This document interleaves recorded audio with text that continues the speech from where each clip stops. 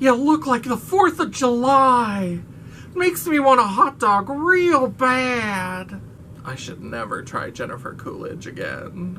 Hello, Champagne Dreamers. Welcome back to my channel, or if you're new here, welcome. I don't know how you found me, but I hope you'll stick around, hit that subscribe button.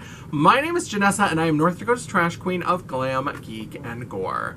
And for today's video, we are doing one of my favorite things. I love tags and challenges, and we are going to resurrect an old tag from about 2-3 years ago.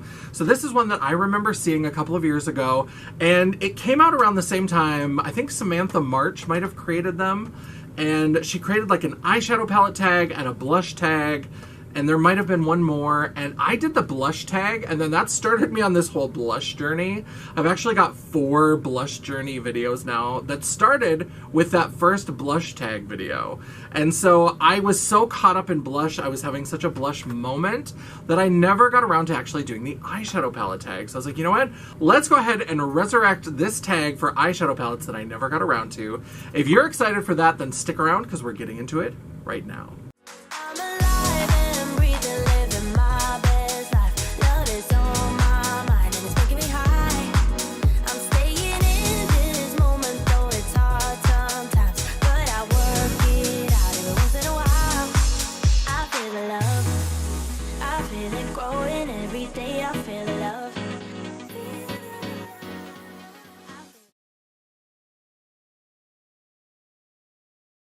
So this is the eyeshadow palette tag number 1.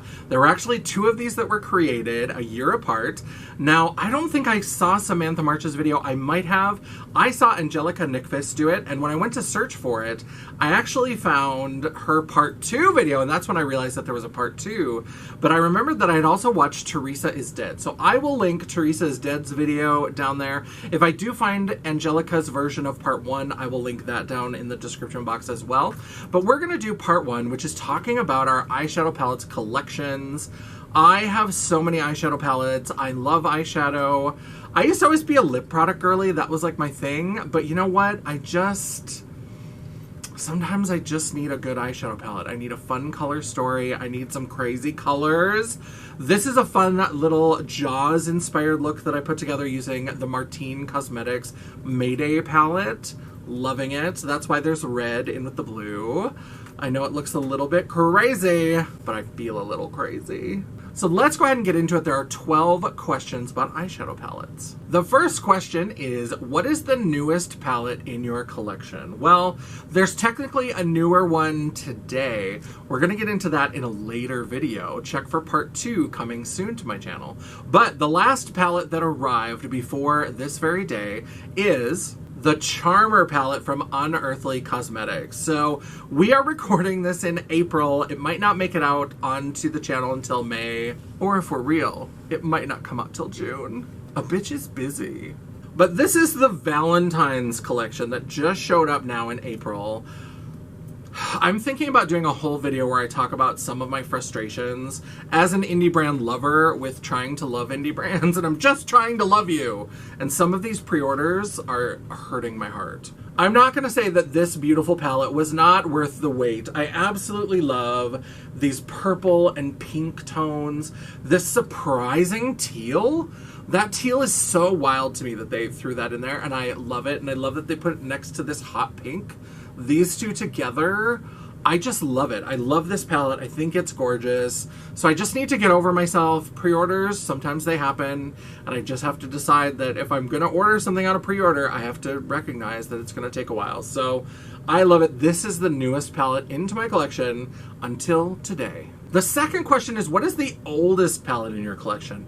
And to be honest, I don't actually know, because I do a lot of shopping, I bring a lot of product in, but I also have to say that I am pretty good about decluttering my collection. So if something has been sitting around, it's not getting a lot of use, I declutter it. So there's maybe like a little MAC palette probably in one of the drawers that has been around for quite a few years. I think I have the MAC Hello Kitty palette or one of the Wonder Woman collection palettes that are probably a decade or more old. I have quite a lot of the old early releases from Jeffree Star, but I know that they're not old in my collection because a lot of them, I bought the palette originally when it came out, but then over the years of buying mystery boxes, I've gotten so many like replacements that what I would do is declutter the old one and keep the new one. So even though they're an old design, they're not the oldest palette in my collection. So I don't really know. I kind of looked around to see if anything jumped out at me. And all I can think of is I know I've got a couple little MAC 5-pan, 4 5-pan palettes like Hello Kitty and Wonder Woman. They might be the oldest. Question number 3. What is the most expensive palette in your collection? And behind the camera, you won't be able to see it, but Angie's about to have a meltdown because it's mirrored. Oh. But that one's actually mirrored. The others, it's shine, where if you turn it, you'll see it more. Just trying to help you with your videos occasionally. Jeez. So this is the limited edition packaging. Sorry if my office is messy, if you can see the craziness back there, but this is the limited edition pink chrome packaging of the Pat McGrath Mothership Divine Rose 2. This is the first Mothership I ever bought. Now, I have never bought a Mothership at full price, but this one, it might have come to Sephora. It might have. I either got it on Sephora and I had like a $10 off, or I had 500 points so I could get $10 off, or I might have gotten it at Pat's website and maybe I signed up for emails to get 10% off or something, but I didn't get a big discount on this. But I just loved this limited edition packaging so much that I was like, I have to have it. And I did want this kind of multi-chrome shade. I wanted to try it. Spoiler alert, this palette is kind of fucking boring like all the other ones. So this is my most expensive palette, and I hold on to this because it was pricey, and someday I'm going to master it, I think. I don't know. Pat, you got me. You got my money, so good for you. Question number 4 is, what is your most affordable palette? Now, I don't have a lot of affordable palettes that I really love. NYX sometimes will come out with one that's not terrible. I do love a lot of palettes from ColourPop, but rather than just going with what's the cheapest, when it says most affordable, instead of just turning that into cheapest, I decided to turn it into best value. So this is the Blends palette from Blend Bunny. And I have talked on and on about this. This is not going to surprise anybody, but I think that this is such a great value. Because this palette is only like, what, $42, $45? You can use an affiliate code to get a discount on it. And look at these like beautiful monochromatic little gradients from a deep shade to a medium to a light. You get that in 8 different full, like colorful colors. You get 3 gradient shades of brown, and you get this grayscale of black to white with a gray in the middle. This is such a great starter palette. It's such a great palette for blending and mixing, and learn to mix colors, because yes, you can stay in your shades and get a green look or a yellow look or an orange look, but you can start to play with what happens to green if I add a little bit more yellow, what happens to purple if I add more red, or if I add more blue. So you can really play with this and get some different shades. And of course, pink is a version of red, and so this pink here is kind of in between the purple and the red, and so you can play with adding more red. Or what happens to these shades when you add blue, if you kind of make it into more of like a typical purple. So you can really get so much out of this, and you can add white and black to lighten and darken. I think that this is my most affordable palette because it's absolutely my best value palette. Question number 5 is, what is your everyday palette? Now, sorry to disappoint some of you who are at home in the dark with the curtains drawn and you're masturbating furiously, but I don't look like this every day. I don't do makeup every day. I do fun, colorful looks, so I don't really have an everyday palette. And if I had to choose like an everyday palette, I would cheat. And what I would do is I have like 2 or 3 magnetic palettes of Lethal Singles. I have almost every one of their matte and traditional shimmers, and I have quite a few of their like metallics and only a couple of their like multi-chrome, duochrome kind of shades. But I would empty out all of my Lethal palettes into one big magnetic palette, one of those Give Me Glow, the big honkin' humongous palettes, and I would just make that my everyday palette. So that's what I would do, but I am not an everyday makeup wearer. I'm an occasional. I'm a cryptid of makeup, if you will. Catch me while you can. Question number 6 is, what is your most colorful palette? And that for me is an easy one. It has got to be the P. Louise AM to PM. I don't know if there's more to it. No Risk, No Magic, whatever the fuck they call it. P. Louise, the names of her palettes are ridiculous, but this palette is obviously the most colorful that I have. So beautiful, such a gorgeous rainbow. This is a fairly recent addition to my collection, but I love it. I love a rainbow palette, and this one has so many gorgeous shades running the whole spectrum of the rainbow. So this is definitely my most colorful palette, and it's 50 shades of fabulous color. No 50 Shades of Grey here, bitch. Question number 7 is, what is your smallest palette? And mine, I thought I had gotten rid of all of these, but I did keep one of them. And that is the Natasha Denona Mini Retro. I love pink and green together. I like all different kinds. So this like sagey green with kind of a delicate pink, it's very retro to me. So I did clear out all of the other little Natasha Denona 5-pan palettes. That's maybe a lie. I might have Xenon, because the like grayscale with black and kind of an off-white, that one I may still have just because it's a great mixing palette if you don't have the blends palette. But this one I found, and I was like, you know what? I forgot I even had this. But this is my smallest. It's so petite, so little, so delicate. Oh. Question number 8 is, what is your biggest palette? Now, obviously I could say, again, the P. Louise AM to PM, or I could have brought on the P. Louise Michaela to have and to hold in case you get cold, blah, blah, blah palette.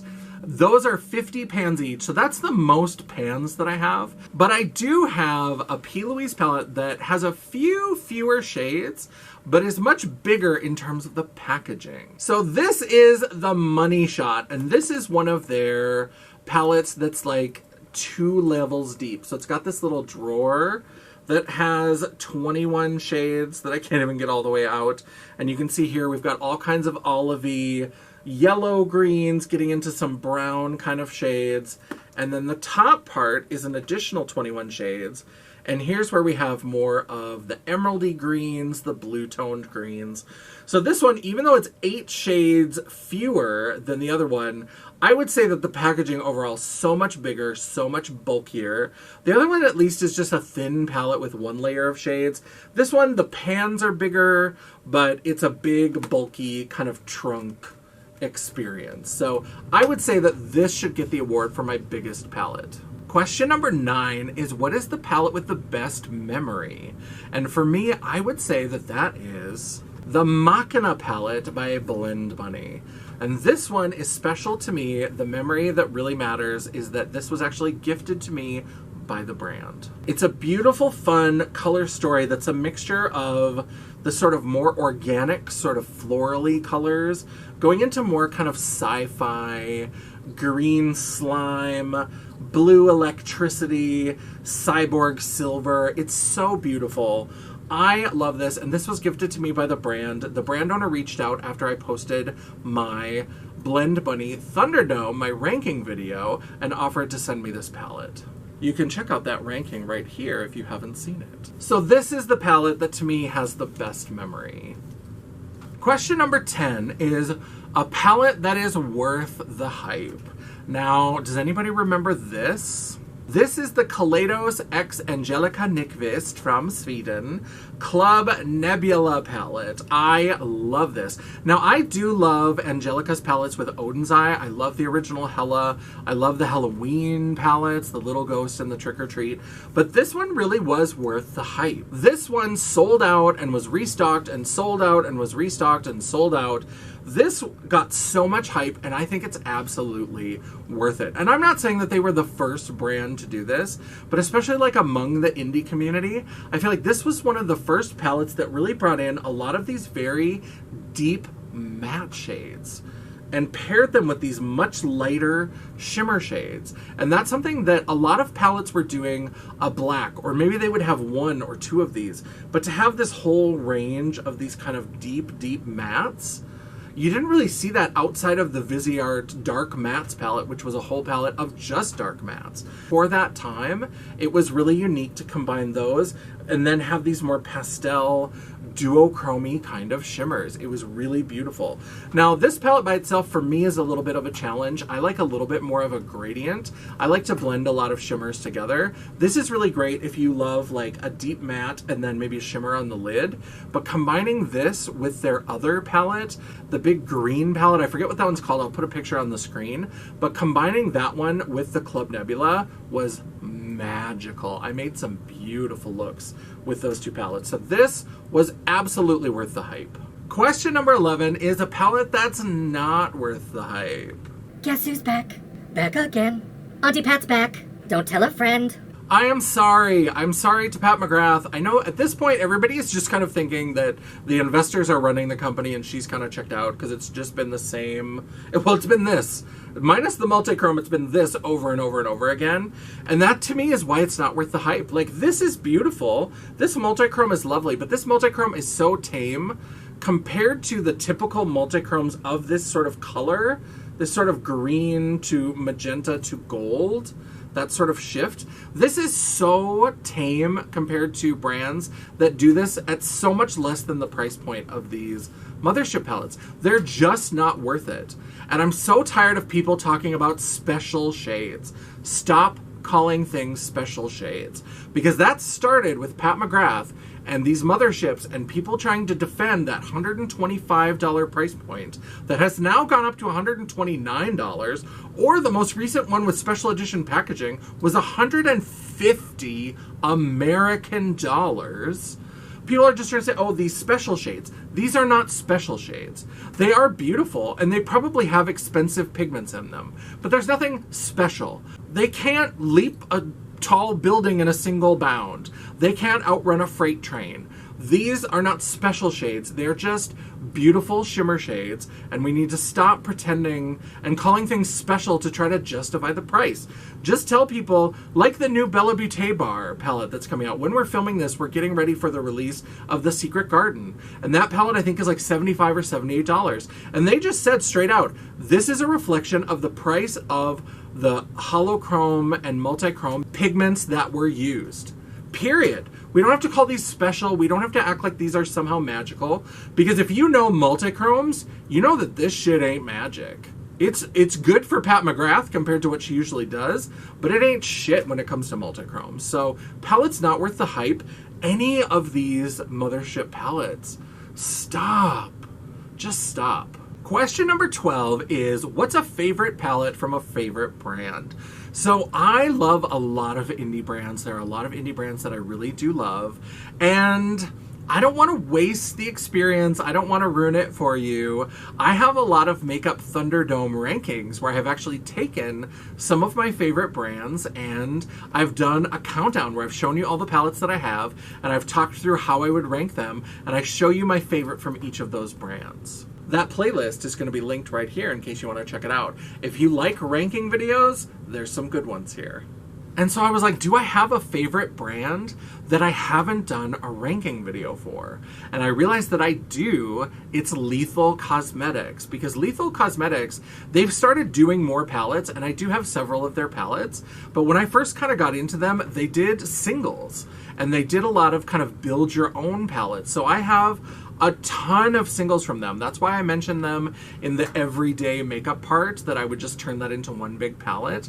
But I do have a palette from them that is my favorite, and that is the Lethal is Dead palette. This was the first collaboration between Lethal and Teresa is Dead. I love this palette. Teresa is Lethal is also a good palette, but this had to be my favorite. This is the OG, the original, and I love that it's got this sort of more horror-y, creepy kind of vibe to it. And it's got things like straight to VHS, The Final Girl. She's also a horror girly. She loves Jaws. That's one of her favorite horror movies. This look was inspired by Jaws, so I feel like we have a little bit of Teresa in this video as well, in addition to this palette. But I love, even though these are a little bit muted, I've got some really beautiful looks out of this palette. I love this. So I was like, oh, I haven't ranked my lethal palettes because I don't have enough of the palettes to really make it worth it for a full Thunderdome, but they are absolutely a favorite brand, and this is clearly above and beyond my favorite palette. I guess tied in a close second with Teresa's Lethal, but this is my favorite. And the last question, question 13, I think I said at the beginning of this video that there was 12 questions. Clearly, I can't count. So let's go ahead and get into it. There are 12 questions about eyeshadow palettes. There are 12 questions. I'm too pretty to math. The 13th question is, what is your most used palette? Now, I have a lot of eyeshadow. I have a lot, and I don't do eyeshadow every day. We've talked about this, we've covered it, and so I bump around based on what's new, what I want to do an Instagram post on, maybe what I want to use for a video. I really do jump around. Now, there are some that are maybe used more than others, but it's very rare for me to hit pan in an eyeshadow palette, to use it enough to even do that, even for one shade. But I was like, you know, if there was a palette that I thought of, what's your most used palette beyond eyeshadow? We have another little nod to one of my favorite indie brands, Blend Bunny, the Noctilucent highlighter palette. I have been using this highlighter palette so much. These are just about destroyed. There's a couple of these shades that I'm going to hit pan on very soon. And I also have a lot of blush and highlight, so to hit pan on a highlighter, especially in a palette where there's multiple options, but some of these like Phenomena, Phenomena, that one's good. I use that all the time. Far Out is one I use all the time. Apparition is one I use quite a bit. I love this palette, and this is probably my most used palette. Even though I've been using a lot of different eyeshadow palettes, I've been going back to this over and over and over and over again. And I do sometimes use it on the eyes. If I'm trying to stick to one palette, but it doesn't give me a really good inner corner highlight pop shade, I will go in and bring a little bit of this. So it's kind of cheating, but not exactly. So my most used palette, I'm going to give it to the Noctilucent highlighter palette from Blend Bunny. All right, that is the video. Look for part 2 coming very soon to my channel. I promise it's not going to become like the blush journey where we go on and on and on. I mean, I do go on and on, but I'm going to have a part 2 that's coming very soon where we talk about more eyeshadow. I'm very excited about that. But let me know what you thought about this video. Let me know about the products that you saw down in the comments below. What did you think? Did you like any of these palettes? Do you like them? Are they favorites? Are there any other palettes that you would like me to know about? Any new indie brands you want me to try? I'm always looking for more recommendations. I'm always looking for new places to shop. So let me know down in the comments below. And while you're down there, don't forget to give me that thumbs up to tell me that you liked the video. Or if you are like, I hated all these choices. Why do you have so much P. Louise? Why do you have so much Blend Bunny? Why are you shitting on Pat McGrath? She doesn't deserve it. She's had a tough life being a millionaire and a famous makeup artist. Leave her alone. Leave Pat McGrath alone. You can go ahead and give me that thumbs down. You know what? Let me know. Tell me how you feel. It's all engagement. The algorithm isn't a picky bitch, and neither am I. And while you're down there, don't forget to hit that subscribe button. Subscribe to my channel. And you know what? You might even want to hit that bell icon so you'll be notified of each upload as it comes out. Let them know you want all updates. I try really hard to make sure I have at least one new video out a week for you. I try. And sometimes you might even get a bonus video. Ooh. Tag-tastic! If you'd like to chat, banter, or commiserate between uploads, all of my social media will be linked down in the description box below, including a link to my website, The World of Champagne at JanessaJ.com. Thank you so much for watching. I love and appreciate all of you. I enjoy tag videos. I love challenges. You're going to see more of them on the channel. I'm going to go back into the archives and I'm going to rediscover some of these tags because these tags really are evergreen. What was your favorite palette, your everyday palette 3 years ago, is not necessarily going to be your favorite palette, your everyday palette today. A lot of us in this YouTube space, let's be honest, we're doing a lot of shopping, and we discover new favorites. We discover new, more colorful eyeshadow palettes. We declutter some of the old and we bring in new options. So I love these. So I'm going to be discovering these, and I hope you have a good time with me along for the ride. And until I see you again in part 2, bye. It's time for the Tupperware. Get out your fancy stirrup pants, Susan. We're gonna party. Mommy dearest. You're giving me mommy dearest Mommy vibes. dearest. That's it. But I just loved this limited edition.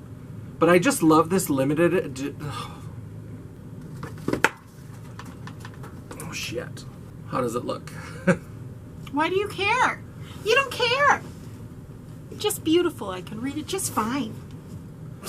I care a little bit, but not enough for you to interrupt me in the middle of Fuck talking. you fucking bitch.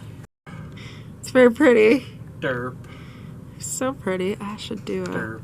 So delicate. Oh, Just like you. so falling apart, apparently. Expensive palettes falling apart. Fucking bitch palette. Bitch palette. Bitch palette. Purple electricity. The holochrome and multi-chrome pigments. I try really hard, Yeah. Oh. Question number 7 is, what is your most smallest palette? Most smartest.